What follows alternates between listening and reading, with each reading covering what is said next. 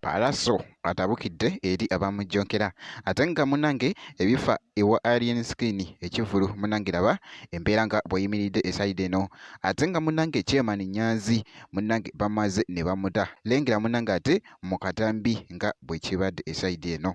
Ngenda kubeera nga ntandika munange ate ne Chairman Nyanzi ate mu maaso awo njike ne Palaso ne Alien Skin esayidi eyo era nga bwe tulaba munange mu katambi abadde alabiddwako muganda wange nga amaze n'alabikako era nga bamukomezaawo era nga bw'olabaawo.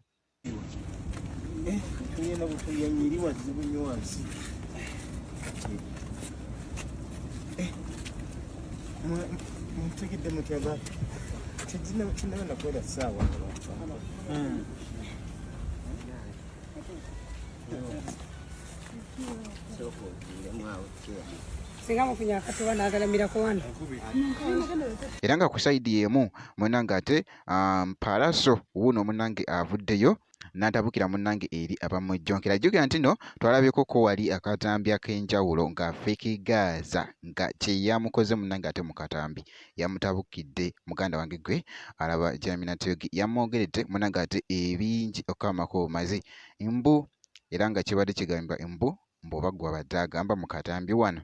Tetwasiga ku hype. Tewasiga ku hype. We didn't hype the people.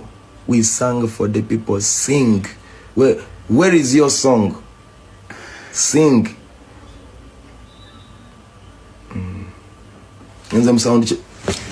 Ngenda kusuprema se mu sound check kati mu dakiika 3 wendi.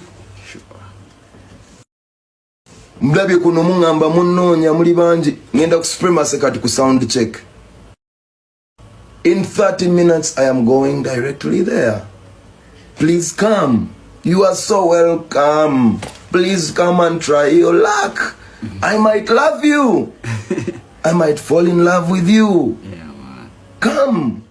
Naye nga ku sayidi emu munange ate awo nga nvuddewo kankutegeezeko nti no Alien Skin ebifa munange ate mu kivulu kye wali Elugogo awo embeera bweti bwebadde munange era ngaawo zibadde essaawa ezo nga bw'ozirabaawo munange ate mu katambi awo.